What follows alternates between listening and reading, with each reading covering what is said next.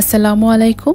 আজকে শেয়ার করব ঈদ স্পেশাল কষা মাংসের সহজ একটি রেসিপি। এই রেসিপিটা এতই সহজ, একবার দেখলে যে কেউ রান্না করে নিতে পারবেন। তো চলুন দেখে নেই এই রেসিপিটা আমি কিভাবে তৈরি করি। রেসিপিটা তৈরি করার জন্য আমি এখানে প্রায় 1 কেজি পরিমাণে গরুর মাংস নিয়েছি। আপনারা চাইলে সেম রেসিপিতে এখানে গরুর মাংসের পরিবর্তে খাসির মাংস নিতে পারবেন। মাংসগুলো ধুয়ে পরিষ্কার করে এখানে নিয়েছি, আর এখানে হাড় চর্বি সহ মাংসগুলো আছে। প্রথমে কিছু মশলা দিয়ে মাংসটাকে ম্যারিনেট করে নেব। লবণ দিয়ে দিলাম পরিমাণ মতো, 1.5 চা চামচ হচ্ছে হলুদের গুঁড়া আর 1.5 চা চামচ লাল মরিচের গুঁড়া। ঝালের পরিমাণটা চাইলে আপনারা বাড়িয়ে কমিয়ে অ্যাড করতে পারবেন আপনাদের পছন্দ মতো। 1.5 চা চামচ ধনিয়ার গুঁড়া, 1 চা চামচ গরম মশলার গুঁড়া, 1 চা চামচ জিরা বাটা, আমি জিরাটাকে বেটে নিয়েছি, 1 টেবিল চামচ আদা বাটা আর 1.5 টেবিল চামচ হচ্ছে রসুন বাটা। তারপর অ্যাড করব 2 টেবিল চামচের মতো টক দই। এই রেসিপিতে টক দইটা ব্যবহার করার চেষ্টা করবেন। এখানে আমি 1 টেবিল চামচের মতো কাজু বাদাম বাটা নিয়েছি, আপনারা চাইলে এখানে কাঠবাদামটাও অ্যাড করতে পারবেন।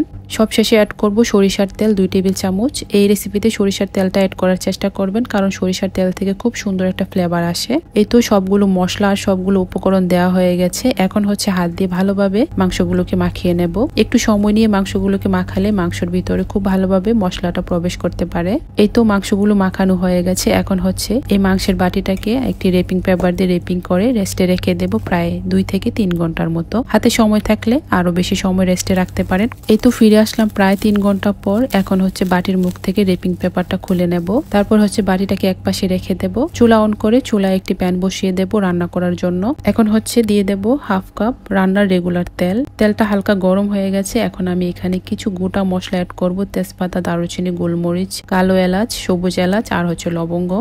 মশলার পরিমাণগুলো দেখে বোঝা যাচ্ছে কতটুকু করে এখানে আছে। চুলার জালটাকে মিডিয়ামে রেখে মশলাগুলোকে কিছুক্ষণ ভাজবো, এতে করে খুব সুন্দর একটা ফ্লেভার আসবে। এখানে আমি প্রায় 1.5 কাপের মতো পেঁয়াজ কুচি নিয়েছি। পেঁয়াজগুলোকে ভেজে কিছুটা নরম করে নেব। পেঁয়াজগুলোকে ভেজে একদম লাল লাল করার প্রয়োজন নাই, একটু নরম হয়ে গেলে কিন্তু এখানে মাংসটা অ্যাড করে নেব। এই তো মাংসগুলো অ্যাড করে নিচ্ছি। সবগুলো মাংস দেওয়া হয়ে গেছে। এখন ভালোভাবে সবকিছু নেড়ে ছেড়ে একসাথে মিক্স করে নেব। চুলার জালটাকে এখন হাই হিটে রেখে মাংসগুলোকে ঢাকনা দিয়ে প্রায় 10 মিনিটের মতো রান্না করব। এই তো ফিরে আসলাম 10 মিনিট পর। দেখুন মাংস থেকে অনেক পানি উঠেছে। এখন নেড়ে ছেড়ে আবারও মিক্স করে নেব সবকিছু একসাথে।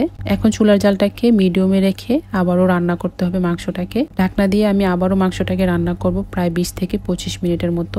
ফিরে আসলাম প্রায় 25 মিনিট পর। মাংসটা প্রায় কষানো হয়ে গেছে, পানিটা অনেকটাই কমে গেছে।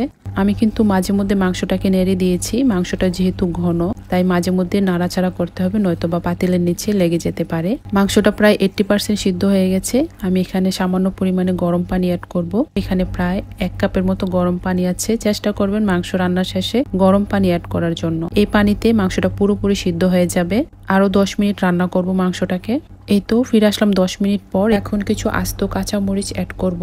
এই কাঁচামরিচ থেকে জাল অ্যাড হবে না, কিন্তু খুব সুন্দর একটা ফ্লেভার আসবে। তারপরে দিয়ে দেবো সামান্য পরিমাণে গরম মশলা আর দিয়ে দেবো পেঁয়াজের বেরেস্তা। সবকিছু দিয়ে একসাথে ভালোভাবে নেড়ে ছেড়ে মিক্স করে এই মাংসটাকে আরো 5 মিনিটের মতো রান্না করব, যেন সবকিছুর ফ্লেভার এই মাংসের মধ্যে চলে আসে। 5 মিনিট পর আমি চুলা থেকে নামিয়ে মাংসটাকে পরিবেশন করে নেব।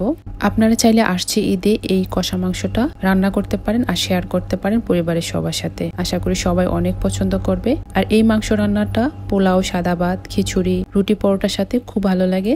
আশা করি আপনাদের ভালো লেগেছে। আর রেসিপিটা ভালো লাগলে প্লিজ লাইক দিবেন আর চ্যানেলটিকে সাবস্ক্রাইব করে চ্যানেলটির পাশে থাকবেন। সবাই অনেক ভালো থাকবেন। দেখা হবে নতুন পর্বে। আল্লাহ হাফেজ।